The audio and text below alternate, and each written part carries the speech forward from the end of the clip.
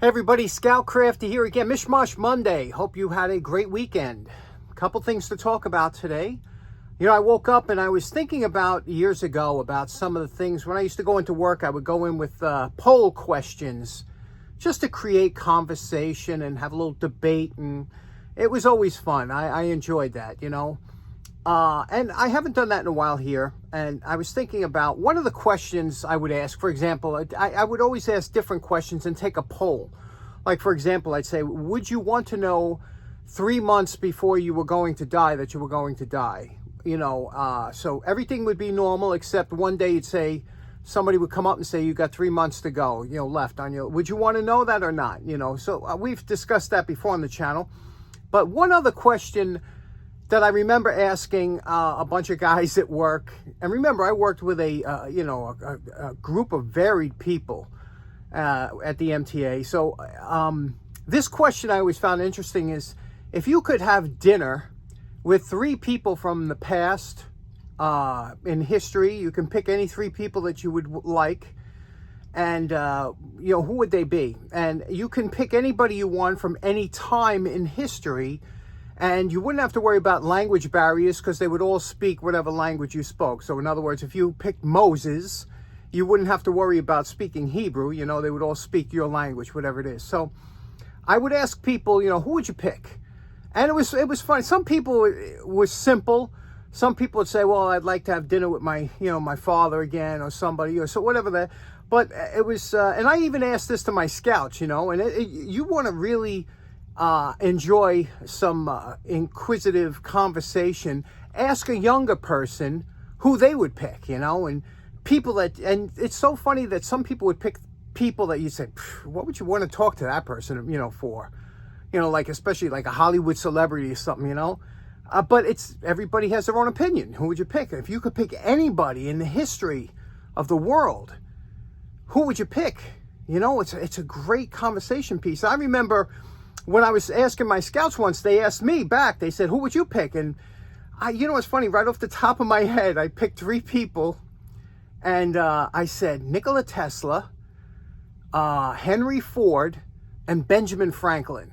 And it just goes to show you where my head was at when I answered that, because those 3 people that I picked, I would have tremendous questions. And what's so cool about a question like that, or thinking up a scenario like that, is that you could also tell these people about current times. It's not just about asking them about their life. You can also share. You could say, we have phones that you could see each other, and and you could walk. Remember, there was no telephone before half the people that you're going to pick. Just amazing, like the interaction and the exchange of conversation that you could have with some interesting people, It's funny, I remember one guy said that he would like to have Jesus, at the dinner table, and I was like, and they were asking, like, what about me? And I said, it's funny, as much as I revere and I'm a big fan of Jesus, I don't know, conversation-wise, I don't know, from his time, I'm more interested in the guys, like I said, the guys I picked, because they were just geniuses in their inventions and everything like that. So I want you to think about that for, while we're doing our show today.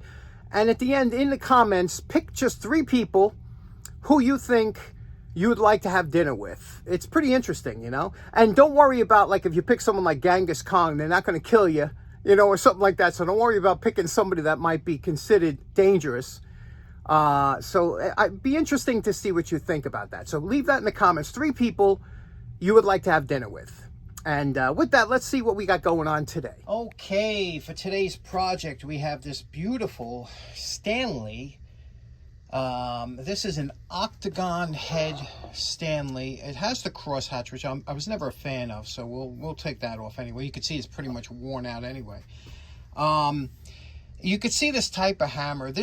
A lot of times you'll see this was used with the Bell system. Anytime you see Bell system on tools, that was the Bell telephone system. They had a line of tools that had to meet certain specifications. They were usually very high quality. Every tool you see with Bell system is above and beyond. So a lot of times these were Bell system hammers, but They didn't have they were flat face on the bell system, but you can see here this one's in pretty decent shape, except the handle is loose.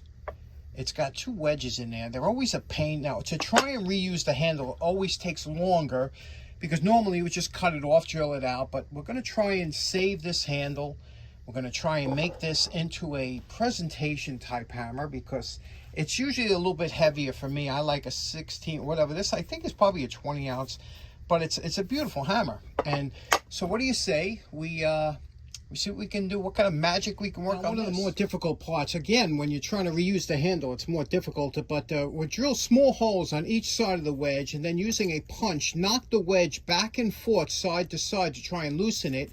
And then eventually you can hopefully take a pair of needle nose pliers, put it in there, and wiggle it back and forth until you pull the wedges out. Once you have the metal wedges out, you can press the handle down through the hole with the dake. And everybody's favorite, the dake. Let's check out the setup. Okay, you see we have the hammerhead supported by wood. There's 2 steel plates over here. The handle is going through. Now what we also have is we're going to have a small piece of steel. You see this piece of just a billet of steel. Now the reason we're putting that steel here is so that when we use the press to go down, that'll push the steel that's smaller than the eye hole of the hammer, and this way it won't get caught up. If you use just that top piece, that plunger, you could get caught with that step. You see that first step? So we're going to use a little bit of force. You might hear a little sound as it starts to moan and creak as that handle goes down. I want to hold this a little bit. You hear it creaking? Now, you don't have to worry about putting your fingers here, because unlike, you see how it's going down? Unlike now, it's a little bit crooked, so we're going to reset it. Okay, we're going to take the pressure off, and then we're going to straighten this out and reset it. But you don't have to worry about holding it anyway, because remember, this is a hydraulic press, and the beauty of this is it only goes down as far as the pressure goes. It's not like a spring press where if something should let go, this will go all the way down. This stops instantly. If this thing should fall out, this ram will not go further. Okay, we reset it now. Again, this is very little force going in here. And the only reason I hold this like this with my finger is I don't want it shooting out. But you can see now, as it's those little cracks that it makes, that's just the wood as it's getting pressed out. But you see, there's very little pressure. About a half a ton. It goes to about a half a ton, then down to 0. And there we go. It's working its way through. And then eventually this will fall out. Isn't that beautiful? Isn't the dake always fun? There we go. And we are through. Okay, like I said, trying to reuse a handle is the hardest part of this job. And you can see how these wedges are not made to come out. They're grooved so that once they go in, they stay in. So trying to get them out is really hard. You have to drill around. You see the big pocket we made there, but that's all right. That's all going to get cut off. You see the wedge? You see that wedge there? Now, I don't know. I glue my wedges in, but I don't think this one was glued in, but we'll see. It might have been, but we'll take that wedge out. If it doesn't come out, we'll saw it. But now, you see where it went to before, that ledge? We're going to move it down because we got to cut this bad section off. And I always make a mark on the bottom of the handle before I start. You see there? That little black dot, that's the front. So getting your angle correct, always want to put it on that way. So let's work on this. Okay, using a right angle pick, these things are fantastic. I pulled out the wedge. It wasn't glued in there. I always glue in my wedges. That's why if ever you get a hammer from me that needs a handle replacement, just cut it off. You'll never get it out. But there we go. We're all clear. I trimmed off the top, the bad area there. It's all nice. And now you can see when we put this on, you see the little ledge there? That ledge is about a 1/4 inch or a little bit more shy. So we're going to have to move this down. So what we're going to have to do is relieve this with the belt sander, take it down just a little bit lower than this, and then when we put this on, it'll just come down a little bit further, and the handle will be reusable. It's a good handle. You know, old growth wood, good handles. A quick run through the belt sander to take off some of the heavy stuff, and you can see here we're just a little bit shy of that coming to the top. So again, we banged it on. We looked at where it's touching. You can see where it's touching. And now we're going to take it to the drum sander, and we're just going to relieve that a little bit in the specific spots where that head was touching the wood. You'll see it collapse, a little shiny area, and just go around there and just relieve it very slightly, and you're using a slow speed, so you're not taking off too much, and then we'll bang it into the head once again. Again, fitting takes a while, and now you could see we have it flush to the top, and look how tight it is around the bottom. Absolutely fantastic. This takes time, but when you do it right, it's the way to go.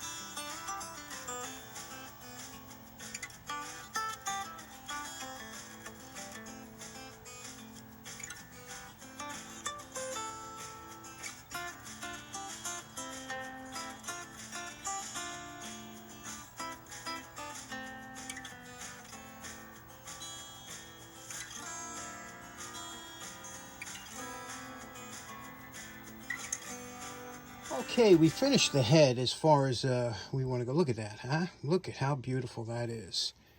All underside, everything. And look at this. Look at that little polish I did around the edge there. Isn't that just sweet? Loving it. And just a beautiful head, isn't it? So now we're going to put it on the handle. We'll stain it and see what it looks like. Now, you know my favorite part. Remember what this vintage Stanley hammer looked like before we started. And we're calling this project done. You can see here we had a good time doing this hammer. Now, you know, this is the model 221c. C stood for the cross hatching in the front here, which we took off. So now this is the 221 just plain model. You could see what this is. Now, when this first came out, it came out back in the 20s, and this is called their flooring style hammer. It has a 2-pound head, which is a very heavy head. The difference between this and the Model 60, which is the one that the linemen use and the Bell system use, it has a straight claw. This is straight in the back. This is the curved model with the octagon head. This is considered a rare hammer. Now, rare doesn't necessarily mean scarce, because you do find these, but the problem is when you do find them, they are a little bit on the expensive side. Not that they're worth it, you know, they're not worth paying crazy money for, because they're just a standard hammer. But what is interesting about these type of hammers is that Stanley made dozens of different styles. See what we did here with the we're able to put this back in, use the original handle, filled in this with JB Weld, that little dimple, that's the only thing they had. And we did it in a Stanley type green on the handle back here. It is an interesting hammer. Like I said, you don't see these too often, but Stanley made so many different style hammers back in the day that this was considered their industrial line, the flooring hammer and the lineman type hammer. And starting in the 50s, they started to black coat these, like a bluing style almost. And if you look at their hammers today, Stanley, now this is a kind of a new old stock hammer here, and this one here is a Stanley made in the USA. One of the, you know, later ones made in the USA, had the epoxy fill in the top. If you look at the style hammer and you look at the workmanship in here, now this is a later USA. Look here. Look at this grind. You see how far that grind goes back? In my opinion, now even though it's somewhat balanced, like the, you know, whoever did it did on both sides, but usually the older Stanleys had this grind didn't go all the way back there. Doesn't that look wrong to you? It looks wrong to me. And you can see the coarse grind they use.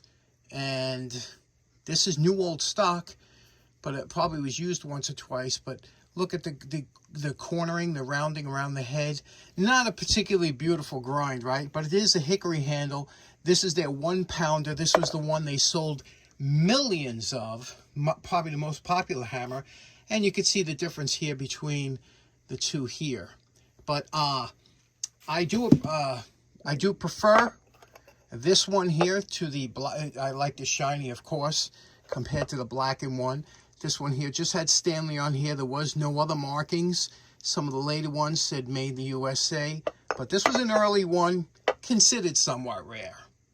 Okay, so in closing, nothing like a simple hammer restoration to get the week started on the right track. Let me know if you have 3 people you'd like to have dinner. I'd be interested to know who you would pick. Thanks so much for tuning in. Hope you have a great day. Take care now. Bye-bye.